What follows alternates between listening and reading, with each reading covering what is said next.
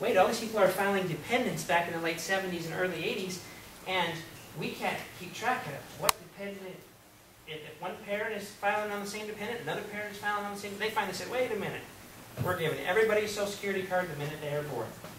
Okay? So we are seeing a lot of people ruin their identity, and now all of a sudden, when little Joe grows up and he's 18, he's going to have a world of credit problems. Okay? So we see a lot of 18-year-olds coming around and we're going, whoa, you've got a whole slew of credit at 18 years old. Now I understand the minute you turn 18, you're going to get an application in the mail that gives you a credit card. Get 5 of those a day. Okay? So Social Security cards are huge. Now when we talk a little bit about resident alien cards or workers' visas, you guys know what those look like. What should always accompany a worker's visa, worker authorization, and resident alien card or permanent resident alien card? What should always be right there with it? Social Security card. Okay, so if they show you a permanent resident alien card, I don't have a Social Security card. Baloney! The minute you come into this country, the IRS wants your money. They're going to issue you with that. And by the way, here's the number that you get that we're going to take from your paycheck, because you're going to pay taxes. Okay? Everybody authorized in the United States, other than a student visa, should have a Social Security card. Don't let them tell you they don't have it. Okay? Okay. Let's see what else I've got 5 minutes here. You guys feel that in this packet there is some details on how you can tell a Social Security card is real, how you can tell a resident alien card is real. One of the nice things, the new features they put on the new permanent resident alien card is when you turn over the back side of them, they have like a 35mm looking film. Have you guys seen those? And they have the little dots at top and the little dots on the bottom as if it's the stripe that goes through the camera. Okay? One of the security features they put in there is they put little tiny pictures of the presidents of the United States for the portrait that hangs in the White House. The first little picture is George Washington, right? Then it goes down the line, and George W.'s the last one, but you can't tell with your naked eye. You've got to get a magnifying glass, pull it out, and make sure that those portraits are there. On the bottom of the little dots are the flags to the 50 states as they were admitted to the Union. So history buffs, Arizona is 48 towards the end. Okay, so get out a magnifying glass and have that in your top drawer. So I would say you take this, a magnifying glass. I didn't bring any black lights with me, but I always tell my clients to have a black light in your drawer, because over in Arizona driver's license, if you put a black light, a little hologram pops up there too. So you need some tools to check out the IDs.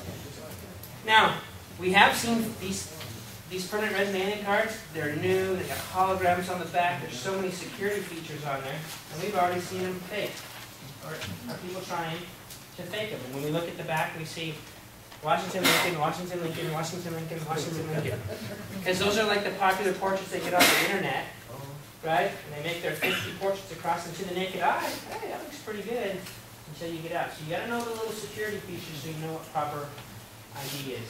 Yes. What about the consular card? Are they actually issued from the government? They are not issued from the United States government. They're issued from the Mexican government. Okay? And we don't take them, because they're very easy to get. You walk in there, you pay your fee. What name do you want on this? Here's your card. We need United States issued ID, at least 2 of them. How about the Canadians, when they want to come in? They don't have a 4-digit Social Security number. They're not in our credit systems, and Canada works a little different. Canada's credit, they don't allow a lot of people to go check on their credit. What they have a system where they get their own credit bureau, and they give it to you. So they're kind of in charge of their credit up there. Okay, so when I go to set up my systems in Canada, and I'm like, I want to pull a credit bureau on a Canadian, they say, that's not how our laws work, or you can't do that. You tell the Canadian to go here, they get their own credit bureau, then they hand it to you. Okay? I kind of like their system in a way. It kind of keeps identity a little safer. But all these systems have issues here or there. Employee background checks. Tim talked about it a little bit. You know, I think that in his story with Jason, It was a long, drawn-out story. I think the girl actually vacuumed her apartment because she thought someone was coming in there, and she went to work and she left the vacuum here. That's right. She came home one night and she saw footsteps around her place, and there was somebody in her apartment on several occasions. She didn't just get a camera one night thinking. I mean, she had some really weird things happening. And the guy was arrested for a misdemeanor trespass. Didn't take anything, didn't rob the place. Misdemeanor trespass, and how he moved to the property over in Tempe was their criteria was felony on it. We just searched felonies, okay? But we certainly want to know if this guy is doing that, right? So your criteria should include misdemeanors too. And also, have you committed a crime is kind of a general statement, and I like it, but I'd add pending in there. What if he's in the middle of a case right now? Big case. You know?